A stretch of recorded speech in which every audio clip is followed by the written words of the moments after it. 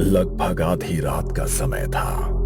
एक नवयुवक अपने हाथ में एक बैग पकड़े हुए शायद अपने घर की ओर बढ़ रहा था, लेकिन उसके चेहरे पर एक अजीब सा डर था। वो अपने कदमों को तेज तेज बढ़ा रहा था, लेकिन जैसे ही वो गांव के कुएं के पास पहुंचा, उसका पूरा शरीर पसीने से भीग गया।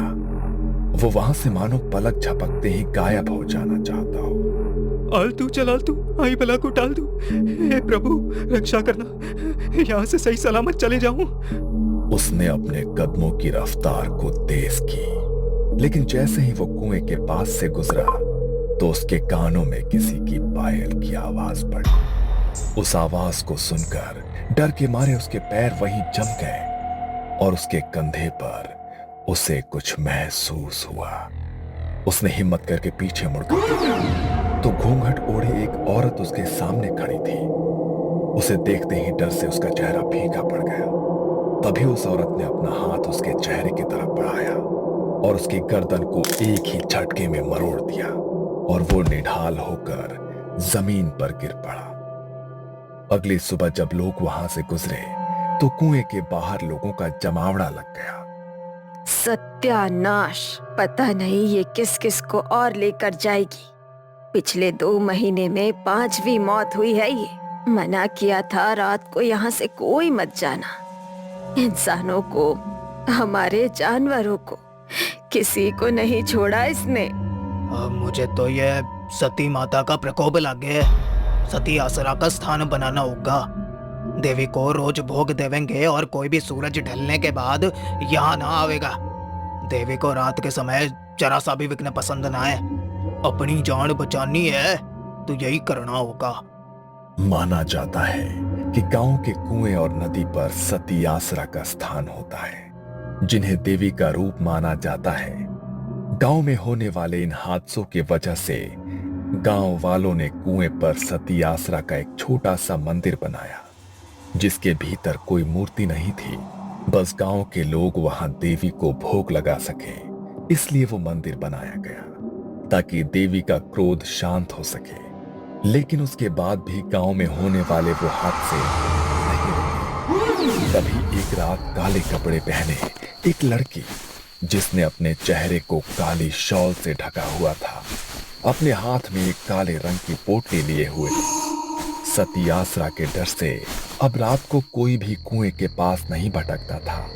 इसलिए गहरी काली अंधेरी रात में वो अकेली कुएं के पास अपना आसन लगाकर बैठी और कुएं पर थोड़ी हल्दी कुमकुम और अपनी उंगली से काट कर रक्त का चढ़ावा किया और तेल का एक दीपक भी जलाया। तुम्हारा बदला पूरा हो गया है, तुम अब शांत हो जाओ। गांव वालों को मत मारो, जिनको मारना था उन्हें तुम मार चुकी हो।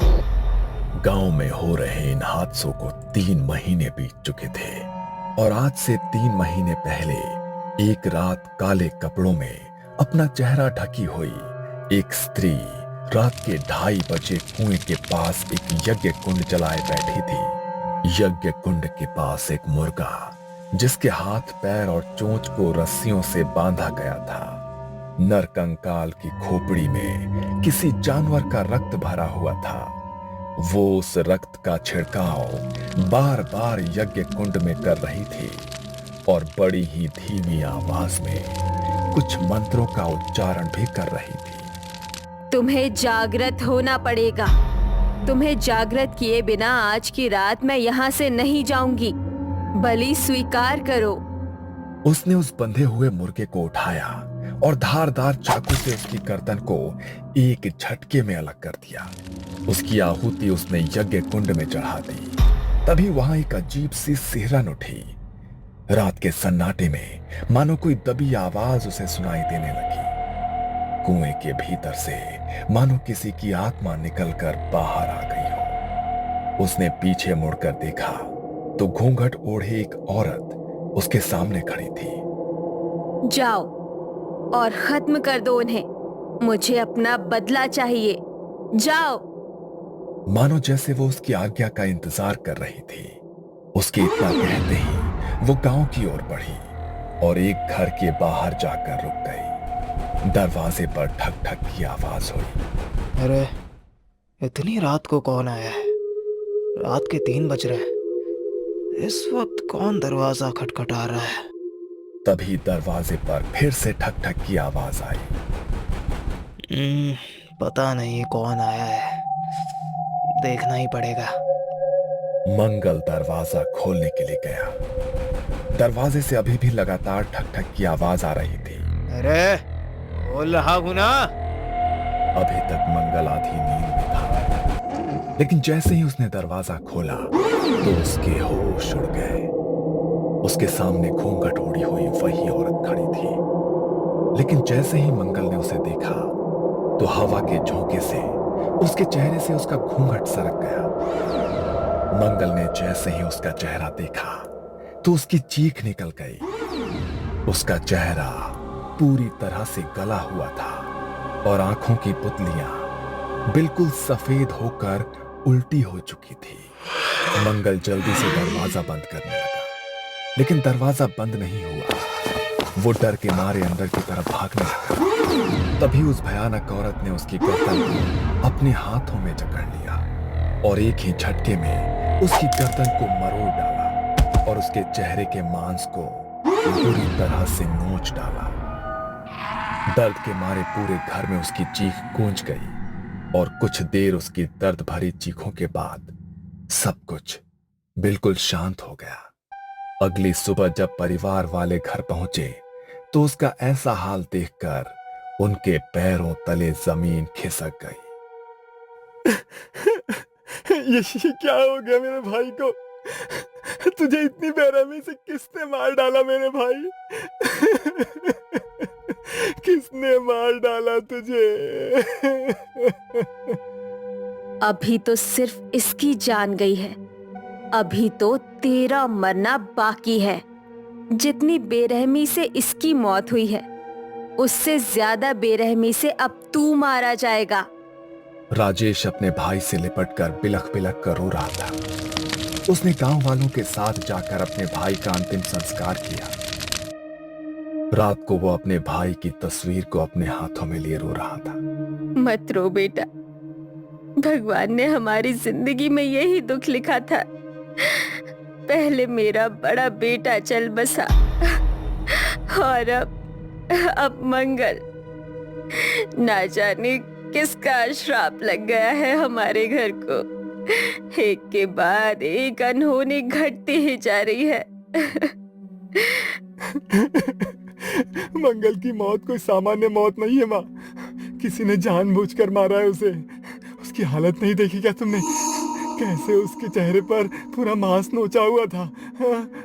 मैं वो फिर से याद नहीं करना चाहता हूँ माँ, लेकिन जिसने भी मेरे भाई के साथ ऐसा किया है, मैं उसे ढूंढ कर निकालूंगा। नहीं छोड़ूंगा उसे माँ, मैं नहीं छोड़ूंगा उसे। उन दोनों की आंखों के आंसू रुकने का नाम नहीं ले रहे थे। 13 दिन बाद मंगल की सभी अंतिम क्रियाएं पूरी हुई। घर में बिल्कुल सन्नाटा पसरा हुआ था। राजेश अपनी मां के कमरे में एक गद्दा डालकर सोया हुआ था। तभी रात के लगभग 3 बजे दरवाजे पर वही ठक ठक की आवाज हुई। उस आवाज से राजेश की नींद टूट गई। उसने घड़ी में समय देखा तो वो भी हैरान रह गया। इतनी रात को घर पे कौन आया है? फिर से दरवाजे पर ठक ठक की आवाज हुई। मां की नींद ना टूट जाए इसलिए राजेश बिना सोचे समझे दरवाजा खोलने चला गया। लेकिन जैसे ही उसने दरवाजा खोला, उसके सामने भी वही घूंघट वाली औरत खड़ी थी। उसने अपने चेहरे से अपना घूंघट हटाया और सीधे राजेश की गर्दन की ओर हाथ बढ़ाकर एक ही झटके में उसके गर्दन को मरोड़ डाला। वो उसी वक्त निढाल होकर जमीन पर गिर गया। उसे चीखने का भी वक्त नहीं मिला। अगले दिन उसके अंतिम संस्कार की क्रिया की गई, लेकिन यह सिलसिला यही नहीं रुका। जैसे ही राजेश की मौत के 13 दिन बाद उसकी अंतिम क्रियाएं पूरी की गई, तो उसके अगले दिन घर के आंगन में उनकी मां का मृत शरीर मिला, जिनके चेहरे का मांस मानो किसी वहशी दरिंदे ने नोच लिया हो। सबसे बदकिस्मती की बात यह थी कि उनका क्रियाकर्म करने के लिए अब घर में कोई भी उनका वारिस, कोई भी सदस्य नहीं बचा था। ना जाने इनके परिवार को तो किसकी नजर लग गई है। तीनों बच्चे मर गए, राधा भी मारी गई। इन तीनों की मौत ही सामान्य ना है। मन्ने तो लागे है कि किसी ऊपरी हवा ने ही इनके पूरे खानदान को खत्म किया है, वरना ऐसा हंसता खेलता परिवार ऐसे खत्म नहीं हो सकता। लोगों की उस भीड़ में काले कपड़े पहने अपने चेहरे को ढकी हुई वही औरत खड़ी थी, लेकिन उसकी आंखों में अब एक चिंता थी, जैसे कुछ तो ऐसा हो गया हो जिसकी उसने भी कल्पना नहीं की थी। ये सब क्या हो रहा है? उसे तो बस उन दोनों को मारना था, उसने इसे भी क्यों मार डाला? कहीं कुछ गलत तो नहीं हो गया?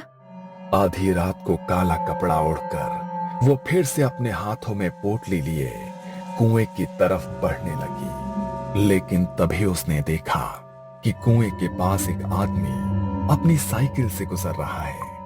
मगर देखते ही देखते वहां पायलों की आवाज गूंजी और उसके सामने घूंघट ओढ़ी वो स्त्री अचानक से आकर खड़ी।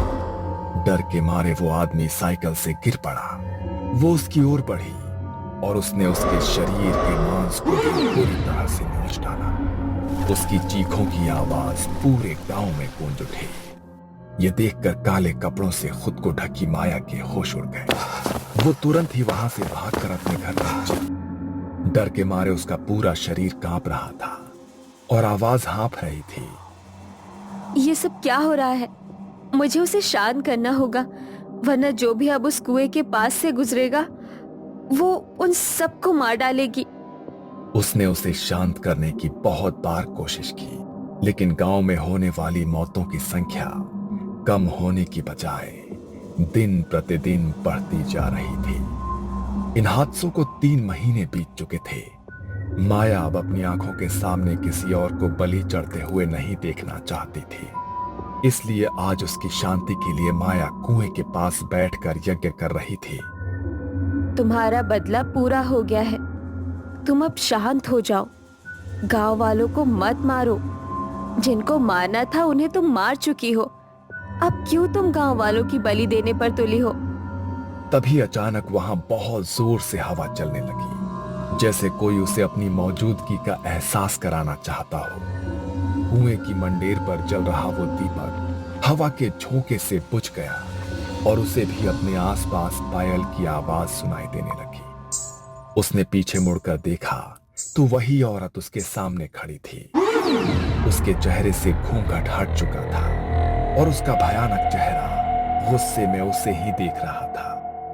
देखो, तुम्हें शांत होना होगा। तुम अपनी छोटी बहन को इस तरह नहीं मार सकती। मैंने तो बस तुम्हारे बदले के लिए तुम्हें जागृत किया था। तुम दूसरों की जान क्यों ले रही हो?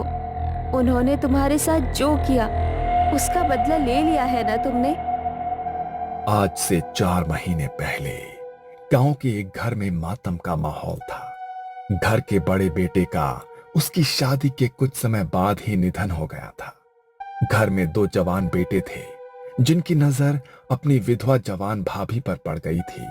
मंजू अपने पति की मौत के गम में खुद को अपने कमरे में बंद किए बस रोए ही जा रही थी। तभी उसके दरवाजे पर जोर जोर से खटखट की आवाज हुई। उस खटखट की आवाज से मंजू अचानक से सहम गई और दीवार की तरफ घिसटती चली गई। उसने दरवाजा नहीं खोला। तभी अचानक 2 लोग दरवाजा तोड़कर अंदर आ गए। इतनी देर से हम लोग दरवाजा खटखटा रहे हैं, तुझे समझ में नहीं आ रहा है? हैं? तुझे क्या लगा था कि तू दरवाजा नहीं खोलेगी तो हम अंदर नहीं आ पाएंगे? हैं? देखो, ऐसा मत करो। मैं तुम्हारी भाभी हूँ। भाभी माँ के समान होती है। कुछ तो सोचो। चुप, बिल्कुल चुप। तो इस घर की बहू है। अब हमारा भाई तो मारा गया, अब तुम्हारे ऊपर हमारा भी तो कुछ हक हुआ ना। अब अपने ये आंसू बंद करो। वो दोनों किसी शैतान की तरह हंसते हुए मंजू की तरफ बढ़ने लगे। मंजू इस तरह अपनी इज्जत को अपने हाथों बर्बाद होते नहीं देख सकती थी। उसने उन्हें धक्का मारा और बाहर की तरफ भागी। वो दोनों भी उसके पीछे पीछे भागे। उनसे अपना पीछा छुड़ाने के लिए वो गांव के कुएं की तरफ दौड़े और उनसे अपना रक्षण करने के लिए कुएं के अंदर कूद गई। अब क्या करें? ये तो कुएं में कूद गई भाई। अरे अब कूद गई तो कूद गई, जल्दी निकल यहाँ से, वरना अगर किसी ने देख लिया ना तो इसके मरने का इल्जाम हमारे ऊपर ही लग जाएगा। मैं अच्छी तरह जानती हूँ कि क्यों मरी है मेरी बहन और कौन है उसकी मौत का जिम्मेदार। तेरी मौत का बदला तो मैं लेकर रहूंगी मेरी बहन। माया अब अपनी बहन की आत्मा को जागृत करके उसकी मौत का बदला तो ले चुकी थी, लेकिन उसने अपनी बहन की आत्मा को जिन तांत्रिक विधियों के जरिए जागृत किया था उसे शांत कर पाना अब उसके लिए नामुमकिन हो गया था। वो अपने कमरे में घबराई हुई बैठी थी। तभी रात के लगभग 1:30 बजे किसी ने उसका दरवाजा खटखटाया। इतनी रात के कौन आया है? माया ने जाकर दरवाजा खोला तो घूंघट के अंदर वो आत्मा अब उसके सामने खड़ी। उसे देखकर माया के रोंगटे खड़े हो गए। तुम नहीं नहीं, देखो तुम मुझे नहीं मार सकती। मैंने तो तुम्हें इसलिए जागृत किया था ताकि तुम अपनी मौत का बदला ले सको।